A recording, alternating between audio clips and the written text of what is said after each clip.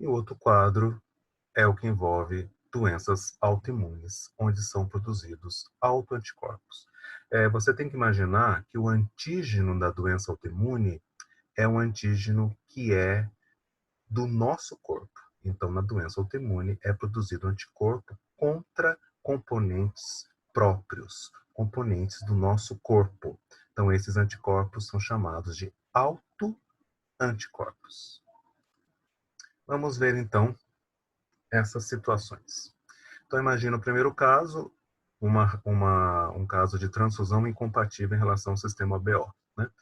Vocês sabem muito bem que em relação ao sistema BO, existem tipos sanguíneos relacionados com as presenças de antígenos, chamados de aglutinógenos, que são glicoproteínas presentes nas superfícies da hemácia. Tá? Imagina, por exemplo, quem é do tipo B tem na superfície da hemácia o antígeno ou aglutinogênio B. No sangue, no plasma, ele tem, de maneira natural, um anticorpo da classe IgM contra o antígeno A. Então, esse anticorpo é chamado de anti-A. Vamos imaginar um quadro incompatível, uma transfusão incompatível, onde um indivíduo do sangue tipo B, receptor, vai receber uma bolsa de sangue que doador é do tipo A. O que vai acontecer? Vamos lembrar, então, se o doador é do tipo A, as suas hemácias têm o antígeno A, mas o receptor, que é do tipo B, tem a glutinina ou anticorpo anti-A. Então, aqui você vai ter dentro do sangue, dentro dos vasos sanguíneos do receptor, você vai ter uma reação antígeno-anticorpo do aglutinogênio A, do doador, e o anti-A do receptor, que é do grupo B. Isso vai provocar hemólise dessas hemácias que o indivíduo recebeu e, consequentemente, uma coagulação intravascular que vai gerar a morte do indivíduo. É por isso que vocês já sabem que existe esse quadro de compatibilidade relacionado com os tipos sanguíneos. Né? Eu não vou entrar em detalhes, mas você sabe que o receptor universal é do tipo AB e o doador universal é do tipo O. A hipersensibilidade tipo 2 pode acontecer também dentro de uma doença interessante que chama doença hemolítica do recém-nascido ou eritroblastose fetal. O que acontece? No primeiro, na primeira gestação de uma mãe RH negativa, gerando um feto RH positivo. Então tem que ser essa situação. A mãe RH negativa, gerando um feto RH positivo. Normalmente, no momento do parto, as hemácias do bebê, que tem o antígeno RH, também chamado de antígeno D, então você imagina que o antígeno RH ou o antígeno D também é um antígeno presente na superfície do eritrócito ou hemácia. Tá?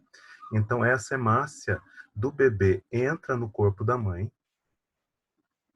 A mãe que não tem esse antígeno RH, ela começa a produzir, ela se sensibiliza. Então, ela começa a produzir anticorpos contra o antígeno RH. A primeira criança nasce sem problemas.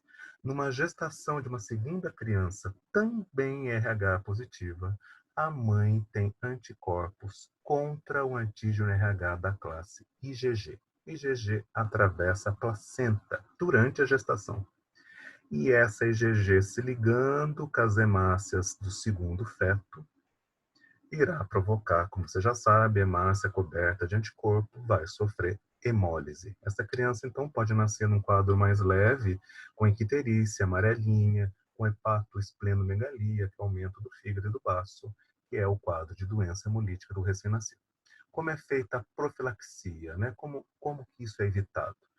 Aqui no momento da primeira gestação, então por isso que é importante o pré-natal, logo após, imediatamente o parto, a mãe recebe uma injeção de IgG anti-RH.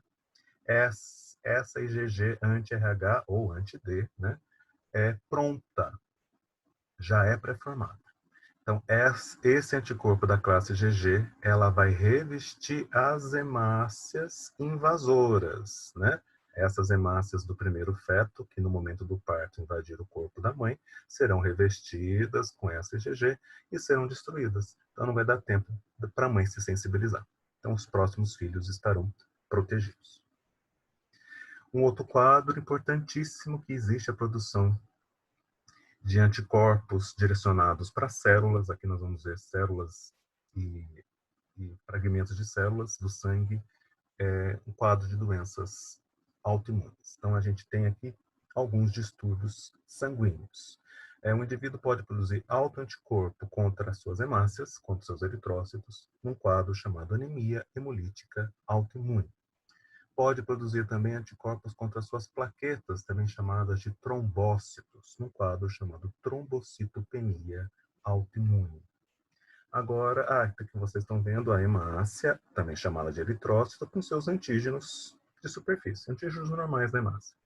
O indivíduo, então, pode, no quadro autoimune, produzir esses anticorpos, que eu já falei para vocês, que são quando são anticorpos direcionados para o próprio, são chamados de autoanticorpos. Esses autoanticorpos, então, vão revestir a hemácia e esse anticorpo vai funcionar como se fosse uma marcação. Toda a célula, todo o tecido marcado de anticorpo será, então, destruído. Aqui, no caso, foi pela formação do MAC, do sistema complemento. Existem agora autoanticorpos direcionados para antígenos teciduais, ou seja, não estão na superfície de células isoladas, como eu falei antes das hemácias. A primeira doença autoimune que a gente vai ver chama tirotoxicose, chamada doença de Graves. O indivíduo produz anticorpos, autoanticorpos contra os receptores hormonais, receptores para o TSH. Então vamos recordar isso, né? A célula da tireoide tem normalmente receptores para o hormônio TSH. TSH é o hormônio estimulante da tireoide que é produzido pela hipófise. Quando a hipófise libera o TSH se liga a esses receptores das células da tireoide e a tireoide libera os seus hormônios T3 e T4. Nessa doença autoimune, esses autoanticorpos se ligam aos receptores dos hormônios e vão provocar a estimulação constante da tireoide. Gera uma produção excessiva de hormônios da tireoide, gerando um quadro de hipertireoidismo. Outra doença importante é a miastenia grave ou miastenia graves, onde existe a produção de autoanticorpos contra receptores da acetilcolina na placa motora. Vamos lembrar então como que é essa junção neuromuscular normal, né? Aqui no final do axônio, imagina que o impulso nervoso está vindo pelo axônio do neurônio. Aqui no final, na junção sináptica, é liberada a acetilcolina. A acetilcolina nesse espaço sináptico reage com os receptores de acetilcolina que estão no músculo. Isso gera contração muscular.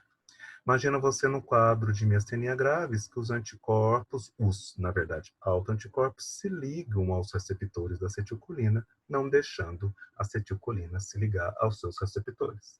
Isso, então, provoca, não existe a contração muscular, provocando uma flacidez muscular típica da miastenia grave. Uma outra doença autoimune importante é o pênfigo vulgar, onde é produzido anticorpos contra desmossomos. Vocês vão lembrar que desmossomos, da aula de histologia, são junções que existem, são estruturas responsáveis pelas junções entre as células epiteliais. É por isso que as células epiteliais são tão unidas. Então, se um anticorpo se ligar aqui, você já sabe, anticorpo que se liga ao tecido gera o mecanismo de imunopatológico de hipersensibilidade tipo 2 e esse tecido vai ser destruído. Desmossomo destruído, células epiteliais se soltam, clinicamente acontece a formação de bolhas.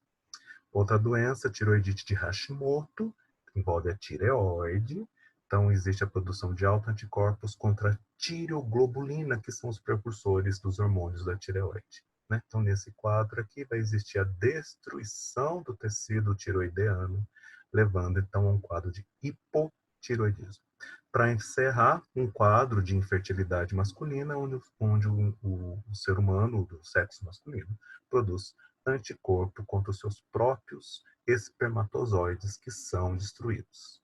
Essa seria uma das explicações da infertilidade masculina, certo? Então, encerramos aqui.